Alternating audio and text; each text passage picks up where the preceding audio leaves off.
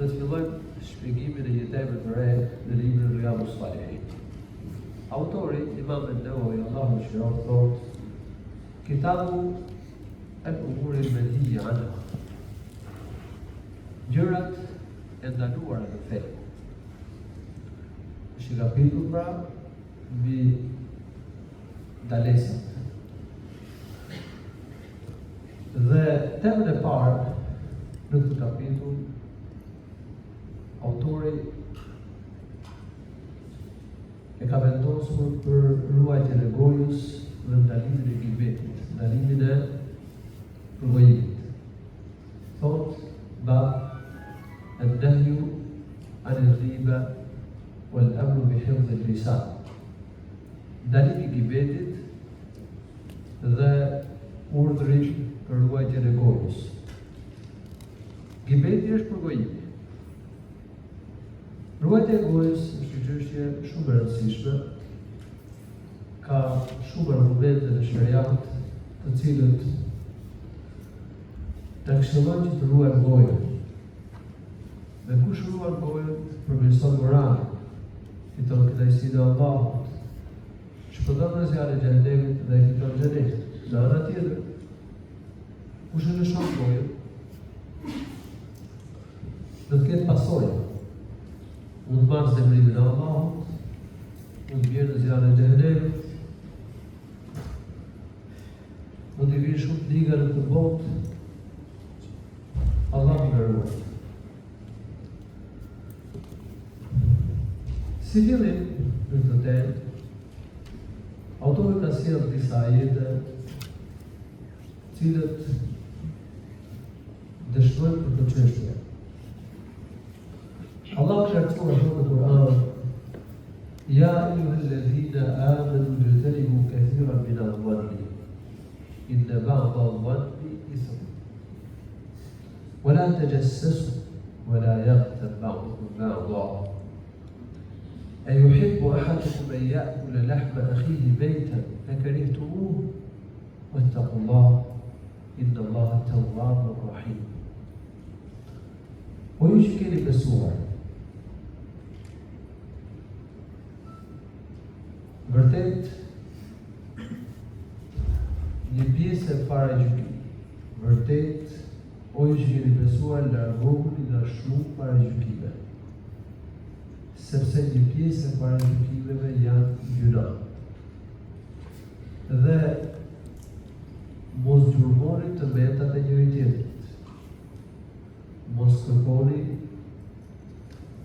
të mësoni të mendat e njëri tjetrit.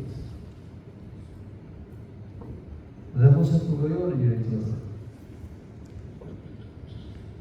A do të dëshironi ndonjëri prej jush të hante mishin e vllajit të tij të vdekur? Ju do ta urreni diçka të tjetër.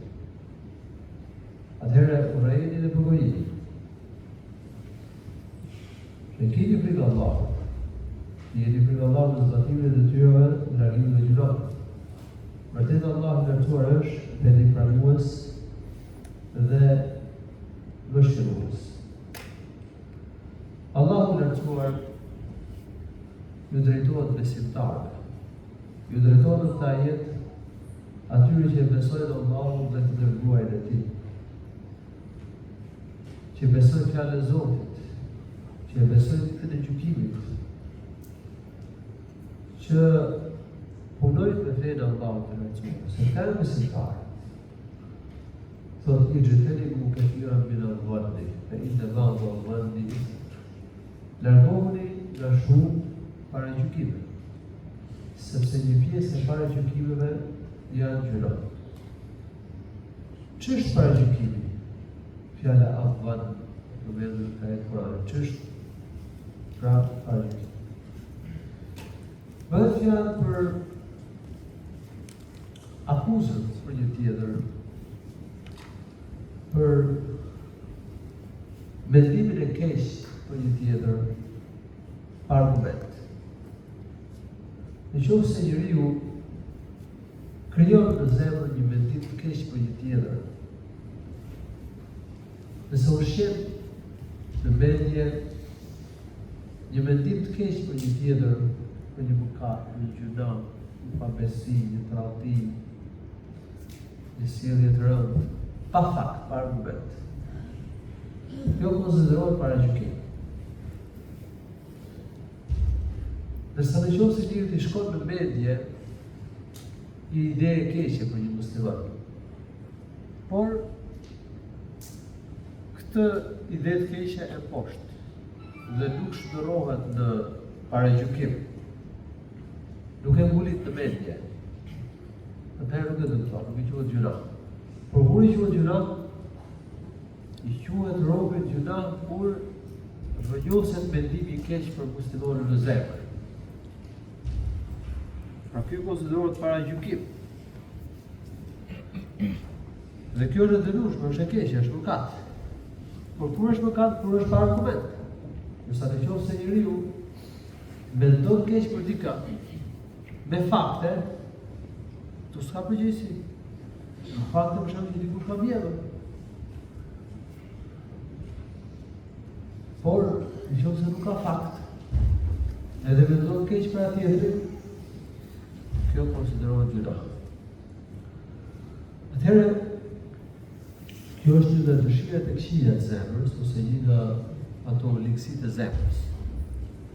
Edhe pse njeriu nuk e shpreh paragjykimin, po përderisa ka ngritur në mendje një mendim të keq për një musliman, pa fakte, pa argumente, kjo konsiderohet mëkat.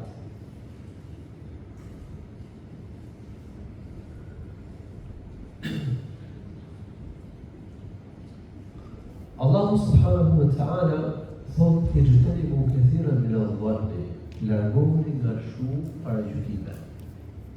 Sepse një pjesë e paragjykimeve janë mëkat. Atëherë ju gjitha mendimet e këqija që nuk e njeriu për të tjerët janë mëkat. Pasi mendimi që ka argument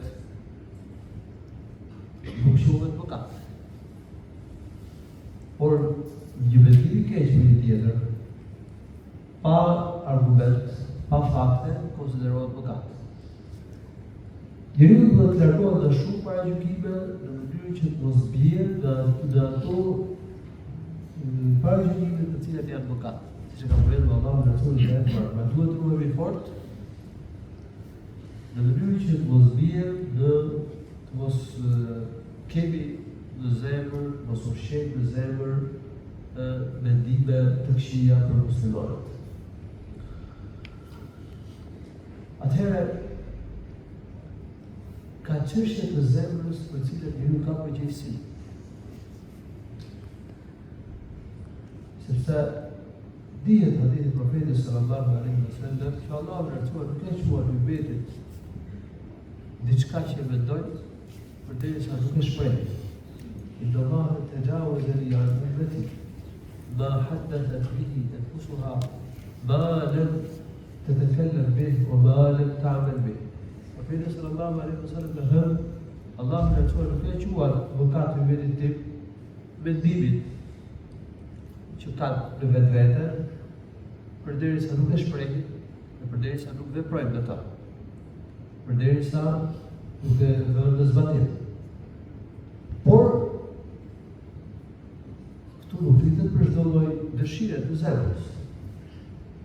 Smira për shembull konsiderohet mëkat. Edhe paragjykimi, sipas këtij ajeti të Kuranit, konsiderohet mëkat. Edhe pse njeriu nuk e shpreh, por nëse dikush mendon keq për një musliman pa fakte, edhe ky mendim shndërrohet në paragjykim, shndërrohet në një ide e keqe, mendim i keq për muslimanin, që ushqet në zemër, atëherë kjo konsiderohet mëkat. Sipas ajetit të Kuranit, po ka dhe argumente të cilat tregojnë se smira është mëkat. Velivallësia, gjithashtu është mëkat, dhe dihet që velivallësia ka vetën në zemër. Atëherë, ndjenjat e zemrës, ndjenjat e këqija të zemrës, yngelikësitë e zemrës, ato konsiderohen mëkate. Por nëse njeriu ka një dëshirë të bëjë gjuna, por nuk e bën atë gjuna, nuk ka përgjegjësi. ose për shembull ka një dëshirë, ose ka një mendim për të shprehur një kontrakt, për të një kontrakt, për të bërë diçka, por nuk e bën. Atëherë nuk ka përgjegjësi ligjore për ta. I dërguari Allahu sallallahu alaihi wasallam në një hadith ka thënë, është hadith që ka transmetuar Abu Huraira radhiyallahu anhu, iyyakum wadh-dhann, fa inna adh-dhanna akdhabu al-hadith. Edhe profeti sallallahu alaihi wasallam ruhuni nga paragjykimet, sepse paragjykimet janë bisedat më të rrejshme. Ruhuni nga paragjykimet, sepse gënjeshtra tek paragjykimet është më shumë se sa gënjeshtra në bisedat e njerëzve. Sepse ka shumë mendime për të tjerë që nuk janë sakta. Ka njerëz që krijojnë në vetvete përshtypje të këqija për të tjerët, përshtypje të gabuara për të tjerët. Mendojnë se dikush ka bërë një mëkat, dikush ka bërë një të keqe. Por në realitet ai nuk ka bërë ato. Që këto janë gjëra të rrejshme. Dhe padyshim që paragjykimet kanë shumë pasoja. Sa e sa njerëz janë hutur për shkak të paragjykimeve. Dikush paragjykon një tjetër. Edhe mbi bazë të këtij paragjykimi flet dhe beton për ta. Mundet që të flasë për kundër tij, të të bëjë padrejtësi, të thirret me të. Po mendon të mirë për ta, nuk do të ndodhë diçka e tillë. Mundet që të futet lidhja mes fëmijës e prindit, mundet që mes vëllezërve, pjesëtarëve të familjes, çifti, nëse do të paragjykojnë njëri tjetrin, burri dhe gruaja, vëllezërit muslimanë kur paragjykojnë njëri tjetrin, ortakët kur paragjykojnë njëri tjetrin, duhet që duhet nga paragjykimet, sepse paragjykimet kanë shumë pasoja.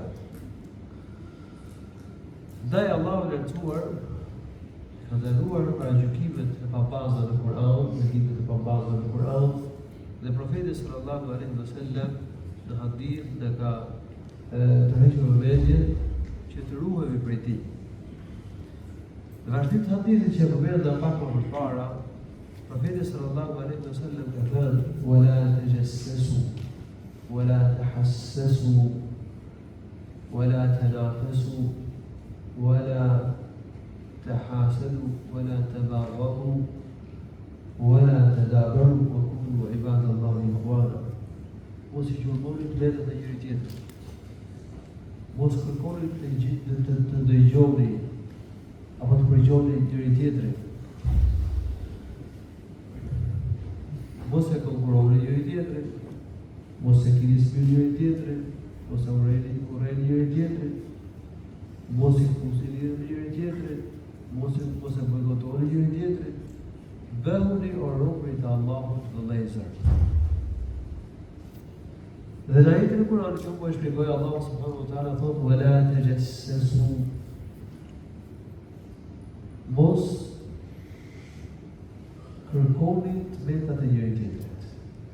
Mos gjurmoni të metat, gabimet e njëri tjetrit.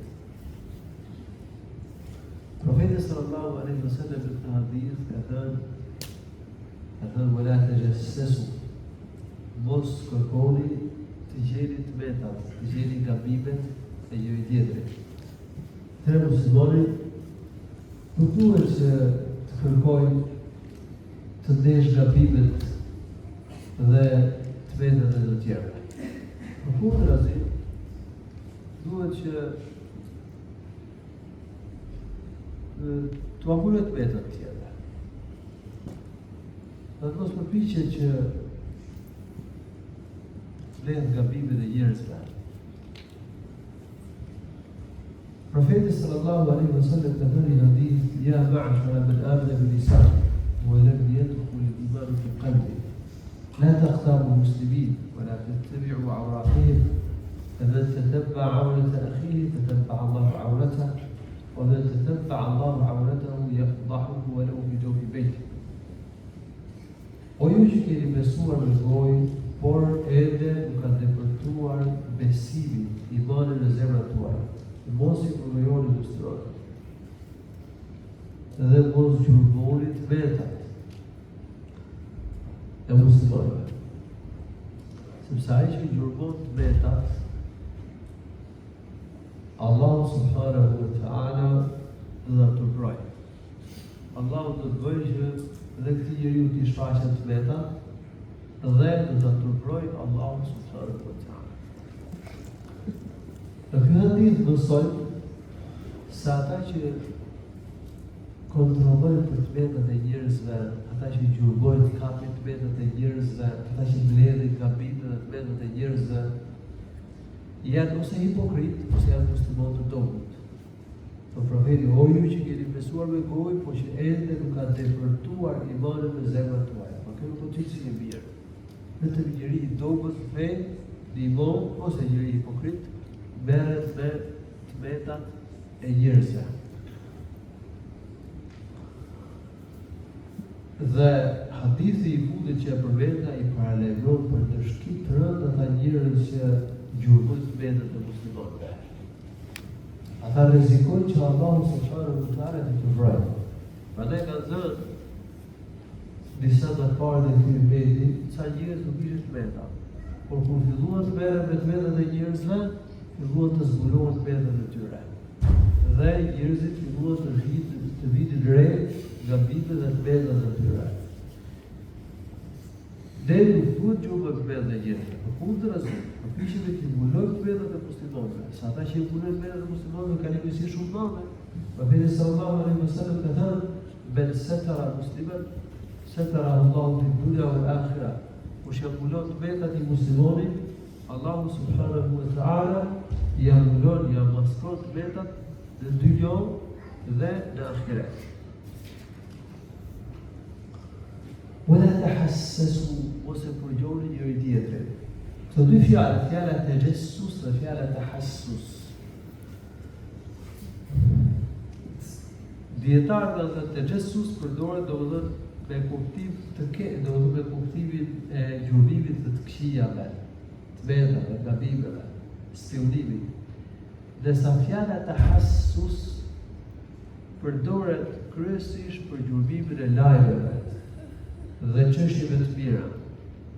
Dhe këtë kuptim ka në fjallë Allahu subhanahu wa ta'ala në surën Yusuf, ku Allahu lërtër ka përbendur se Jakubi alayhi salatu wassalam tha djeve të tij tahassasu bi Yusuf wa akhihi. Jurmoni për lajmet e Jusufit dhe vllajit të tij. Wala tayasu min rauhillah, dhe mos e humbi shpresën në mëshirën e Allahut të lartësuar. Innahu la yayasu min rauhillah illa al-qawmul kafirun. Se nuk e humb shpresën të mëshirën e Allahut të lartësuar vetëm se ai që është kafir. Por në hadithin e profetit sallallahu alaihi wasallam, fjala tahassus është përdorur me kuptimin e gjurmimit e lajmeve me qëllim të keq. Kur njeriu përgjon të tjerët. Kështu ka shpjeguar dietarët e vetit. Që nuk lejohet me përgjuar fshehura si bisedat e njerëzve. Nuk lejohet që njeriu përpiqet të ndjek bisedat e njerëzve apo të shkojë të dëgjojë tek dyert e njerëzve se çfarë thonë ata. Sot në kohën tonë ka forma dhe mënyra të ndryshme për përgjimin e bisedave të njerëzve. Dhe kjo është ndaluar. Lejohet që njeriu të përgjojë bisedat e njerëzve. Ata që bëjnë diçka të tillë padyshim që kanë sjellje të keqe. Wala tahassu, thotë mos e konkurroni njëri tjetrin. Do të thotë mos e konkurroni njëri tjetrin për çështjet të kësaj bote. Se njeriu kërkon diçka të kësaj bote dhe kërkon që ta ketë vetëm ata. Apo t'u akarojë të tjerëve në kënaqësinë e kësaj bote, siç është konkurrenca për postë, konkurrenca për pushtet, konkurrenca për pasuri në mënyrë të palishme, dhe kënaqësinë të tjera, konkurrenca për famë, për emër të mirë ke njerëzit. Kjo është konkurrenca për çështjet e kësaj bote, është ndalë shumë e keqe. Ndërsa konkurrenca punë e ahiretit, në gradën e xhenetit, është gjë e mirë. Se Allahu në Kur'an ka thënë: "Wa fi dhalika falyatanafasil mutanafisun." Për çështje të tilla, le të konkurrojnë, le të garojnë garuesit, garojnë veprat që na afrojnë tek Allahu, që ka shpërblim tek Allahu, dhe për cilat Allahu në Kur'an jep gradë të lartë në xhenet. Prandaj të shumë të profetit konkuronin me njëri tjetrin për vepra të mira, kush fakte më shumë namaz, kush bënte më shumë dhikr, kush kontribuonte më shumë për fenë e Allahut subhanahu wa taala, ka mjaft dëshmi nga argumente për këtë. Profeti sallallahu alaihi wasallam i hadith ka përmendur sfidën e lavdrueshme, domethënë zilinë e lavdrueshme, ka përmendur domethënë atë njëri që Allahu ka dhënë Kur'anin dhe ka mësuar të thotë Kur'anin dhe natën, në orën e ditës, në orën e natës. Pra, nëse ke zili një person tillë duke dëshiruar që të jetë si ai, po ju që atij i di kjo mirësi, kjo është gjë e lavdrueshme. Po kështu, një njeri që Allahu në Kur'an ka dhënë pasurinë dhe ka mësuar që pasurinë ta shpenzojë rrugën e xhairit, edhe kur njeriu ka zili njëri tillë, dhe kjo është gjë e lavdrueshme.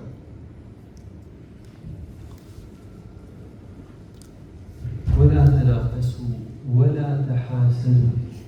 Mos e keni njëri tjetrin. Çdo të thotë smira, që njeriu të dëshirojë që të ikë tjetri mirësia që ka dhënë Allahu subhanahu wa taala.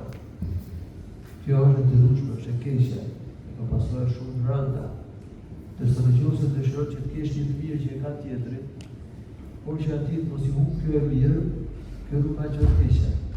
Për shembull, një person verdije, fetare, dhe ti dëshiron të tjerë si ai, mëson Kur'anin, ti dëshiron që të jesh si ai, por që dhe ky të vazhdojë në rrugën e xhairit. Apo një person ka pasuri dhe shpenzon rrugën e xhairit, bën vepra të mira dhe pasuri dhe dëshiron që të jesh si ai, kjo nuk ka gjë të keqe. Por nëse njeriu dëshiron që tjetri ti humbi mirësitë që ka, atëherë kjo është smir. Dhe kjo është e keqe, profeti sallallahu alaihi wasallam thotë: "Wala tahasadu." Ose keni smir njëri tjetrin. Pastaj ka thënë: "Wala tadabaru." Ose pusni lidhjen me njëri tjetrin. Lejohet që muslimanit pusni lidhjen me muslimanin. Në hadith profeti sallallahu alaihi wasallam ka caktuar se i vjen 3 ditë. Lejohet muslimanit që të mbaj vëri me muslimanin, që të mos i flasë muslimanin për shumë se 3 ditë. Thotë, mos e urrejni njëri tjetrin, por që të gjallosh shkaqet që sjellin urrejtje, smira, paragjykimet, përgojimi, përçmimi tjetrit, tallja me tjetrin, sharja e tjetrit, se këto shkaktojnë urrejtje. Që kur thotë profeti mos e urrejni njëri tjetrin, do të thotë ta bëj thirrje që bëjmë kujdes, të ruajmë gojën, të përmirësojmë sjelljen, që të mos shkaktojmë urrejtje, se kur të urrejmë tjetrin, të urrejmë nëse përgojon, nëse shpi, nëse tallesh me të, nëse përgojon, nëse e përçmon, që nuk lejohet të urrejmë njëri tjetrin, dhe duhet që të ruajmë gojën, të përmirësojmë sjelljen, që të mos shkaktojmë urrejtje mes njëri tjetrit. E thonë, po kunu e ibadë Allahi ikhwana, dhe bëhuni o rob të Allahut të vëllezër. Në qoftë se muslimanët do të ruajnë gojën, në qoftë se do të përmirësojnë sjelljen, në qoftë se do të ruajnë këto gjëra që përmendëm pak më përpara, nuk do paragjykojnë njëri tjetrin, nuk do gjurmojnë vetat e njëri tjetrit, nuk do përgjojnë bisedat e njëri tjetrit, nuk do përpiqen të gjejnë gabimet dhe vetat e njëri tjetrit, nuk do përpiqen të tuprojnë njëri tjetrin, nuk do kenë smir njëri tjetrin, nuk do konkurrojnë me njëri tjetrin për çështjet e kësaj bote, po do garojnë për gradat e xhenetit, nuk do e urrejnë njëri tjetrin, s'do mbajnë uri me njëri tjetrin. Atëherë po vëllezër, Se kështu realizohet vllazëria islame. E nëse muslimanët nuk respektojnë drejtat e vllazërisë dhe nuk ruhen nga ato gjëra që prishin vllazëri, atëherë mund mos e gëzojnë, mund mos realizojnë vllazërinë islame. Profeti sallallahu alaihi wasallam pra na ka ndaluar që të kusim lidhje me njëri tjetrin.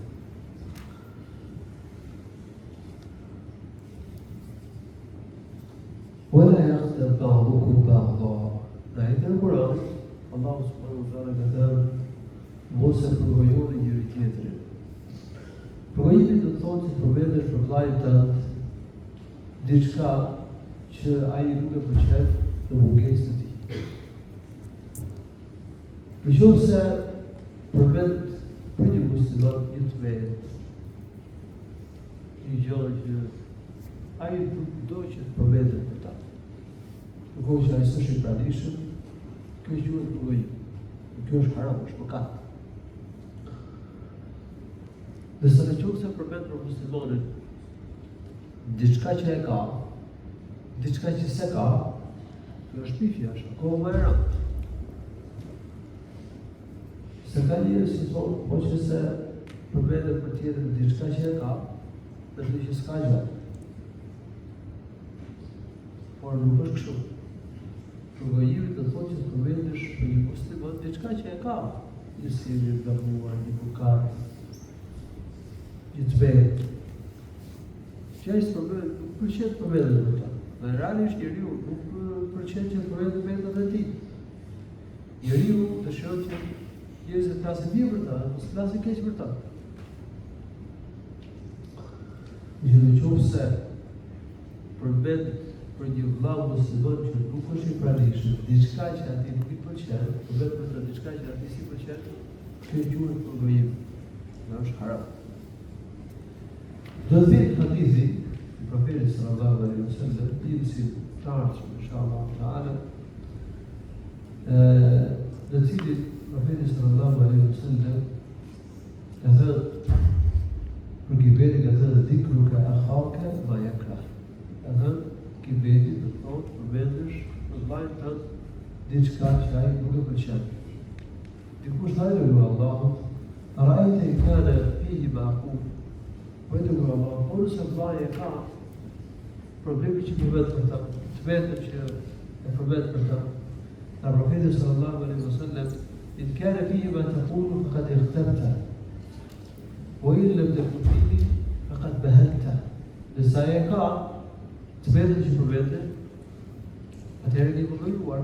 E nëse nuk e ka atë, atëherë ti ke shpifur për ta.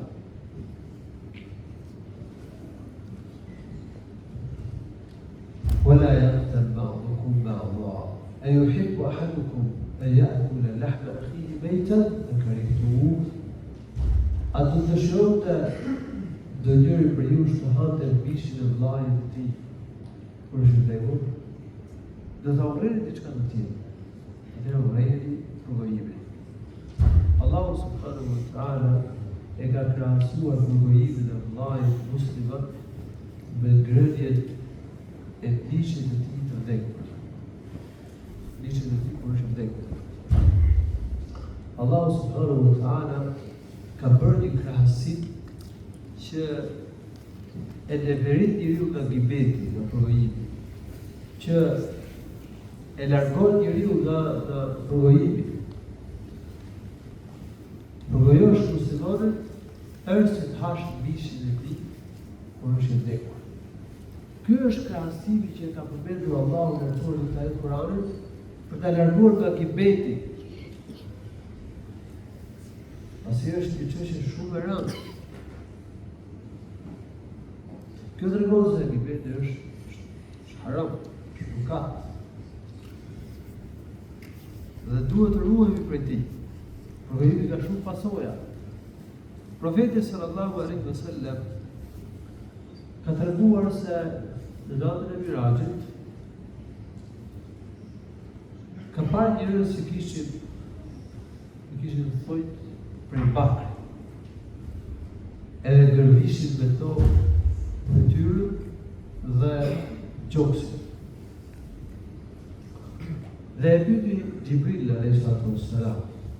për këta njerëz. Dhe Gjibril a.s. i ka thënë haulai alladhina ya'kuluna luhuma an-nas wa yaqa'una fi a'radihim. E ka pyetur Gjibrilin për këta dhe i ka thënë Gjibril a.s. janë njerëzit që përgojojnë njerëzit që hanë bishën e njerëzve dhe i marrë nevojë njerëzit. Hanë bishën e njerëzve do të thënë i përgojojnë njerëzit.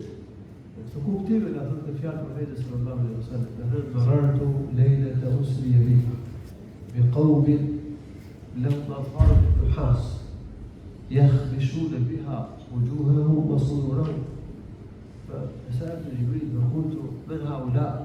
فقال الذين يأكلون لحوم الناس ويقعون في أعراضهم. فثون لنامن إسراء المراجل kalova pranë disa njerëzve të cilët kishin thoj bakr dhe me to gërvishtin fytyrën dhe gjoksin. Dhe e pyeta Gjibril, kush janë këta? Më tha, janë njerëzit që hanë bishin e të tjerë. Do të thënë përgojë të tjerë. Dhe i bajnë nevojë të tjerë.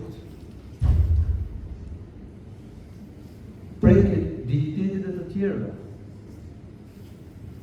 Me dënimi tyre rëndë. Në natën e Israut të Mirajit, profeti sallallahu alaihi wasallam, në natën e tjetër që ka parë dhe disa lloje gjunaqarësh. Ka parë dhe dënimet e tyre. Dhe ndër gjunaqarët që ka parë profeti sallallahu alaihi wasallam janë dhe ata që përgojojnë njerëzit. Ka parë dhe dënimet e tyre.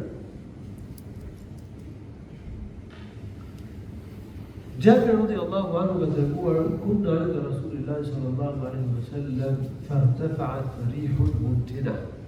Po ishim te profeti sallallahu alaihi wasallam dhe mundi një herë shumë e keqe. Për hap një herë shumë e rëndë, shumë e keqe, qelbi. Dhe profeti sallallahu alaihi wasallam tha, atadruna ma hadhihi ar-rih? Hadhihi ar-rihu alladhina yaqtabuna al-mu'minin. Dhe profeti sallallahu alaihi wasallam, a e dini çfarë erë është kjo? Kjo është era atyre që përgojojnë besimtarët. Një hadith tjetër sillet se profeti sallallahu alaihi wasallam bashkë me disa shokë të tij marru bi bagli bejtin. Kaluan pranë një bushte të ngordhur. Dhe profeti sallallahu alaihi wasallam tha: لا يأكل الرجل من هذا البغل من لحم هذا البغل حتى يملأ بطنه خير له من أن يأكل من لحم أخيه المسلم. Profeti sallallahu alaihi wasallam u kaluan pranë kësaj bushke të ngordhur, tha që njeriu të hajë nga mishi i kësaj bushke të ngordhur derisa gobet, derisa të kush barku, është më e mirë për ta se sa të hajë mishin e vllajit të tij. Do të thotë se sa të bëjë vllajin e tij musliman. Ka hadithun profeti sallallahu alaihi wasallam e ka konsideruar gibeti për gojibit në ngrënje të mishit vllajit. Ka bërë një krahasim. Tepër e rëndë për gojuar muslimanët. Njëherë, profeti ishte një mezhlis. قال الراوي فقام رجل فوقع فيه رجل من بعده. Profeti ishte një mezhlis dhe një burr i nga mezhlisi. Një tjetër, pasi iku ky, filloi me folë për ta. Do të ky që iku është kështu dhe kështu, ishte për ta. Dhe ta përgojoi. Profeti sallallahu alaihi wasallam i tha: "Qum fatakhallal Dhe profeti sallallahu alaihi wasallam qohën dhe pastro dhëmbët. Të khallel, do më thënë, me pastru dhëmbët nga ato mbetje që besin ndërmjet dhëmbëve. Për shembull kur dikush ka ngrënë mish apo ka ngrënë diçka, edhe besin gjëra ndërmjet dhëmbëve dhe ka nevojë të pastrojë dhëmbët. I tha profeti qohën dhe pastro dhëmbët. Qala wa mimma yatakhallal wa lam aqul lahman. Ky tha, për çfarë ti pastroj dhëmbët? S'kam ngrënë mish. Tha profeti sallallahu alaihi wasallam, qad akalta lahma akhika al-muslim. I tha profeti sallallahu alaihi wasallam, i ke ngrënë mishin e vllajt tënd musliman. Dhe ky sipas vlerësimit të Sheikh Albani në hadith është i saktë. Pra kemi disa hadithe nga profeti sallallahu alaihi wasallam, cilat e ka konsideruar tepër të rëndë të përgojosh musliman. Në këtë temë, autori do sjellë disa hadithe të tjera që ndalojnë gibetin, po u këtu përmenda domethënë këto hadithe që lidhen me këtë pjesë të ajetit Kuranit. Wala yaghtab ba'dukum ba'da. Mos e përgojoni njëri tjetrin. أيحب أحدكم أن يأكل لحم أخيه ميتا فكرهتموه؟ A do të dëshironte do njëri për ju të hante mishin e vllajt të tij kur është i vdekur? Ju do ta urreni diçka të tillë. Atëherë urreni gibetin, urreni përgojimin. Ashtu siç urreni që të hani mishin e vllajt të vdekur, ta urreni gibetin dhe të ruheni prej tij. Se njeriu për nga natyra nuk e pëlqen që më ngrënë mishin e vllajt të tij të vdekur. Atëherë duhet që feja ta shtyjë që të mos përgojojë muslimanin. Sa shumë e rëndë. Edhe i solla këto hadithe që flasin për këtë temë, në të cilët profeti sallallahu alaihi wasallam e ka konsideruar domethënë tepër të rëndë gibetin, e ka krahasuar me ngrënien e mishit të vllajt kur është i vdekur. Wattaqullah. Pastaj fundin ajetin Allahu i Lartësuar thotë keni frikë Allahut. Dhe keni frikë Allahut në zbatimin e detyrave të fesë dhe duke larguar me gjunahet. Inna Allaha tawwabur rahim. Vërtet Allahu i Lartësuar është shpëtimtarës. Allahu ja mundson robën që të bëjë tobe dhe ai e pranon toben. Dhe ai është i mëshirshëm. Kur bën tobe, Allahu ja pranon toben. Dhe të përpiqemi të fitojmë mëshirën e Allahut të Lartësuar.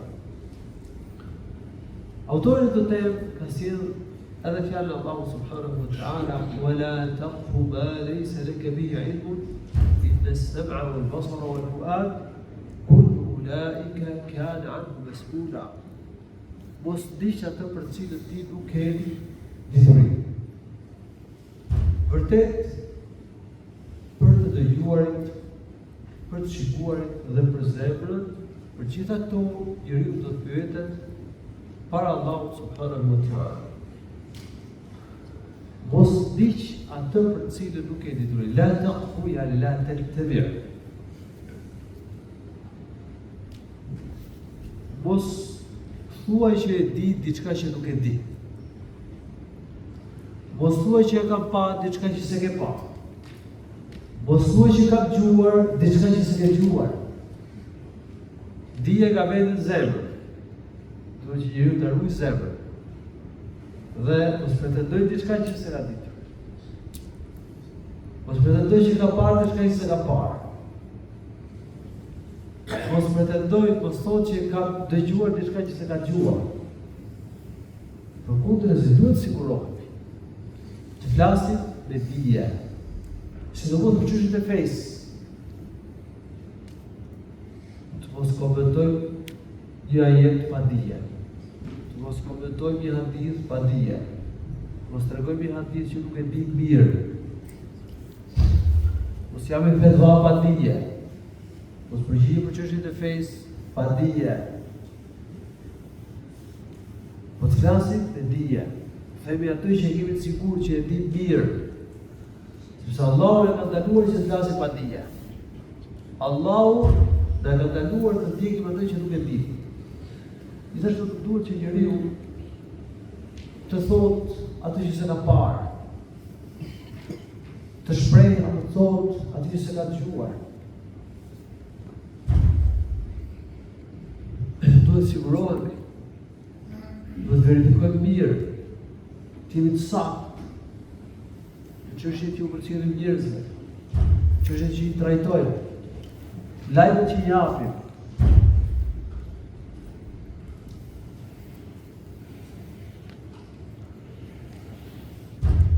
ولا تقف ما ليس لك به علم. Profeti sallallahu alaihi wasallam ka thënë hadith bi'sa matiyatu ar-rajuli za'amu. Ka thënë sa e keqe është fjala e njerëzve, sa e keqe është fjala pretendoj.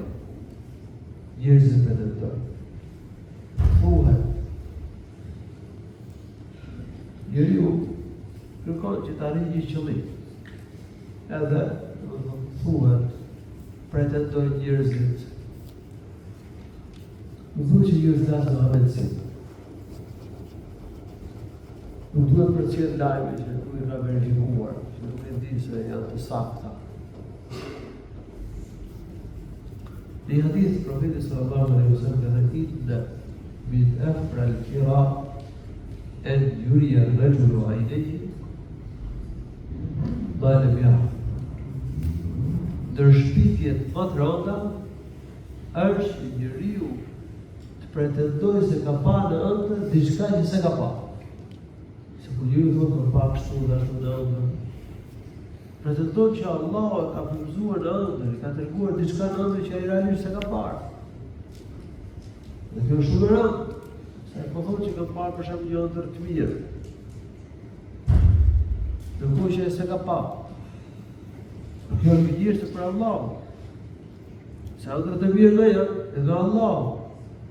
Por njeriu thotë që unë kam parë në ëndër diçka, ndërkohë që s'e ka parë, është duke gënjur.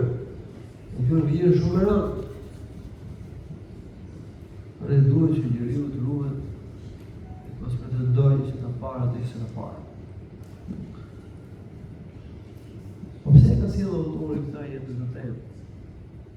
Se qartësisht tregon që duhet ta rrugojnë, mos flasim pa dije, mos themi atë që se di, mos themi atë që se kemi të sigurt, mos themi atë që se kemi parë, mos themi atë që se kemi dëgjuar, mos përcjellim lajme që se kemi të sigurta. ولا تقف ما ليس لك به علم إن السمع والبصر والفؤاد. Vërtet, për të dëgjuarit, për dëgjimin, ka përgjegjësi për Allahun. Për shikimin ka përgjegjësi. Edhe për zemrën. Këto janë pjesë që ne ka dhënë Allahu subhanahu wa taala. Dhe do na pyes Allahu në ato ditë të gjykimit. Pra mos pretendoj njeriu që ka pa me sy atë që s'e ka pa.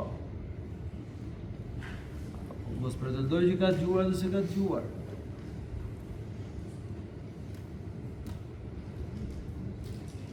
Mos pretendoj që di atë që nuk e di.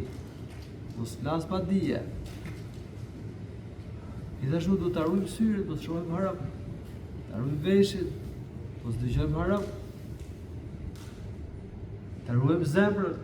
Kemi bindje të këqija, kemi të ruhemi nga likësitë e zemrës, disa për cilave i përmendëm edhe pak më përpara. Të ruhemi nga dëshirat e këqija. Sepse kemi përgjegjësi për Allahun subhanahu wa taala, do pyetet njeriu për të tri pjesë.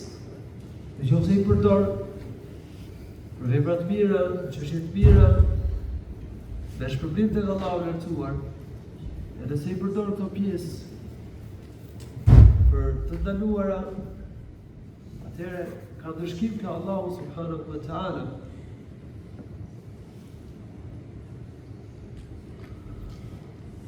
Nëse njerëzit do të kuptonin mirë këtë ajet, do të punonin me ta, do e ruajnë gojën. Nuk do flisin pa dije për vetë Allahu subhanahu wa taala. Dhe nuk do thoshin gjëra që nuk i di. Gjithashtu autori ka sjellë fjalën e Allahut subhanahu wa taala këtë temë. Ma yalfidhu min qawlin illa ladayhi raqibun atid. Njeriu nuk thot ndonjë fjalë vetëm se ka një melek raqib që është mbikëqyrës. E shkruar fjalën që është i gatshëm.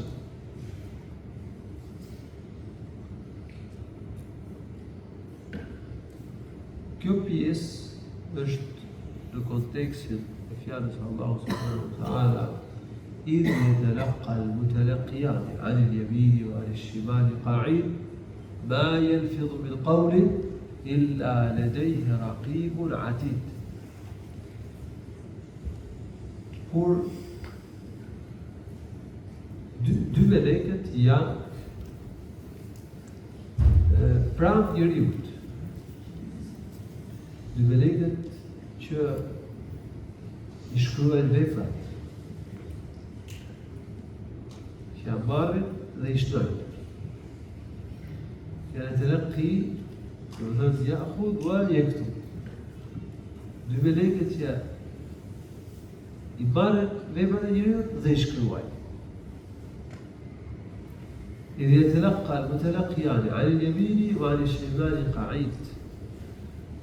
Njëri në të djathtën dhe tjetri në të majtën, të cilët janë ulur pranë njeriut.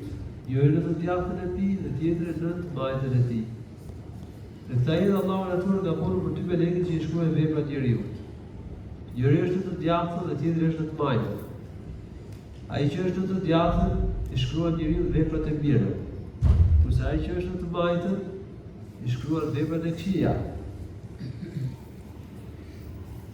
Dhe i vetjetër Kur'an Allahu lartësuar thot: Inna alejkum lahafidhin kiraman katibin ya'lamuna ma taf'alun. Ju keni melek që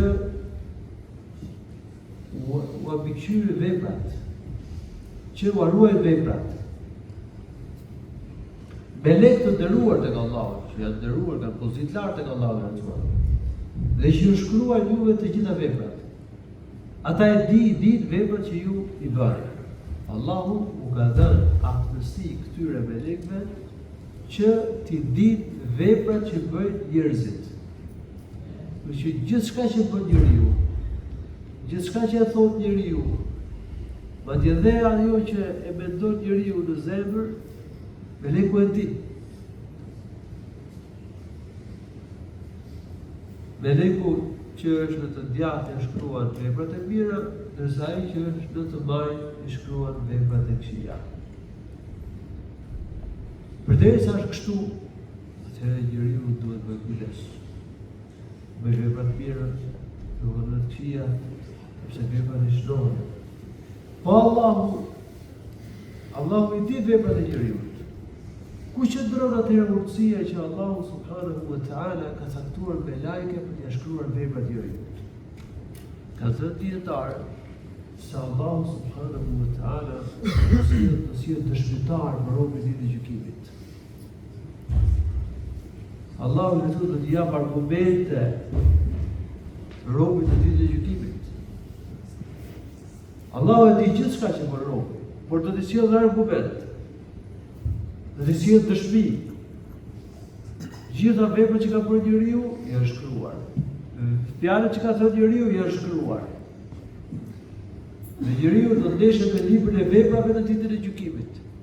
Pra Allahu do të sjellë dëshmi, do të sjellë argument robit në ditën e gjykimit.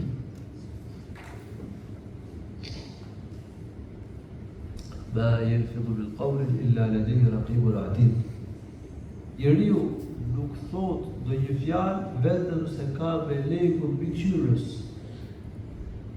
që është i gatshëm dhe ja shkruar fjalën. Po këtu një pyetja.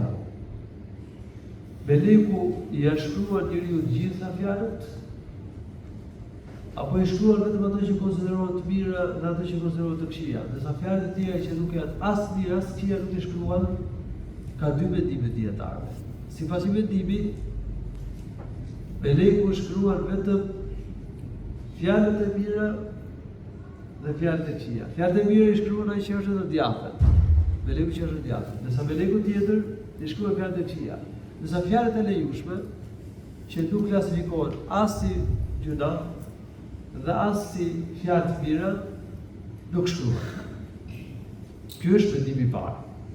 Mendimi i dytë është që shkruhen të gjitha fjalët. I shkruaj njeriu fjalët që janë të mira, i shkruaj fjalët që janë të këqija, i shkruaj edhe ato fjalë që janë të lejushme. Por për këtë pjesën e fundit, njeriu s'do të ketë pastaj përgjegjësi tek Allahu subhanahu wa taala. Dhe njeriu duhet të bëjë kujdes. Para se të flasim, duhet të mendohemi mirë. Nëse biseda është e mirë, atëherë ta bëj. Nëse një bisedë është e mirë, nëse një bisedë nuk ka dobi, atëherë më mirë mos e bëj. Dhikri, istighfari, salavatën, profetin, hyn ke fjalët e mira. Urdhërim për të mirë, dalimi nga e keqja, hyn ke fjalët e mira. Të thuash një fjalë për të qetësuar një musliman, për të futur gëzimin në zemër, për të hequr mërzitjet, hyn ke fjalët e mira. Për të thënë profeti sallallahu alaihi wasallam ka thënë el-kalimatu tayyiba sadaqa. Fjala e mirë sadaqa. Dhënia e selamit, pritja e selamit, lutja. Pra, këto hyn ke fjalët e mira. Ka dhe shembuj të tjerë të fjalëve të mira. Fjalët e këqija, përgojimi, tashathebe, tallja, sharja, fjalët e këqija. Këto dhe të tjera hyn ke gjunah, ke fjalët e këqija.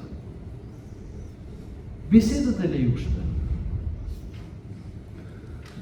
Nëse një bisedë e lejushme ka dobi, sjell të mira, atëherë e hyn ke të mira. Për shembull, njëri bisedon për çështje tregtie, që është e lejushme, por që është të mirë e jetës, është të mirë e familjes. Atëherë kjo sjell dobi, për çështje feje, ose për çështje të jetës. Kjo hyn nga ato që ka hajër, ka mirësi. Gjithashtu dhe një bisedë, për shembull të qetësuar një musliman, për të futur gëzimin muslimanit. Edhe një bisedë e lejushme që ka si qëllim që me i qetësuar muslimanin, me i futur gëzimin, me i heq mërzitjen, me shtu dashuri për shembull burri me gruan, me forcuar lidhje prindi me fëmijën, me ushqyer mëshirën. Edhe kjo është gjë e mirë. Bisedë e lejushme, hyn ke biseda e mirë. Ndërsa një bisedë që nuk ka asnjë farë dobie, as për forcimin e lidhjeve, as për fituar pasuri, as për çështje jete, as për çështje feje. Do mirë mos të se fjalët e shumta, fjalët e tepërta, qoftë edhe të lejushme, mund ta shtyjë njeriu që të thotë fjalë pa lejushme, që të thotë fjalë pa përgjithshme, dhe pastaj fillon përgjegjësia. Prandaj Imam Nevawi, Allahu mëshiroft, në këtë temë pasi ka sjellë këto tri ajete që i shpjegova, edhe ndije që njeriu duhet ta ruaj gojën. Dhe të thot, të ruaj gojën dhe të mos thot vetëm sa ato fjalë që janë dobishme. Pas që pak më para, që dobia një fjalë mund të qëndrojë ke çështjet e fesë, mund të qëndrojë ke çështjet e jetës. Dobia e fjalës mund të jetë dhe për forcimin e lidhjeve, e njerëzve.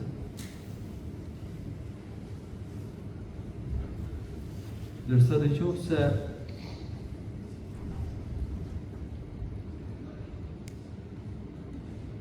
Përre që s'ka të bëj fjalla, atëherë thotë më mirë me elo, si pas sunetit e izdorë dhe mos me shprej.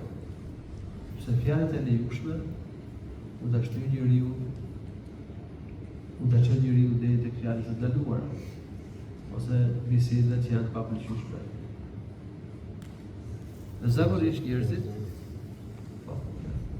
merren me bisedat e lejushme, por bisedat e tepërta të lejushme i çojnë në bisedat e ndaluara ose bisedat e urryera. Ata njeriu do të bëjë kujdes, do të ruaj gojën, se shpëtimi nga të ligat është gjë e madhe. Lutë Allahu subhanahu wa taala të na ndihmojë, përmirësojmë sjelljet, na mundsoj të ruajmë gojën. Lutë Allahu të bëjë të dobishme që shpjegova. Alhamdulillah rabbil alamin. Sallallahu alaihi wa sallam ala nabiyyina Muhammad wa ala alihi wa sahbihi.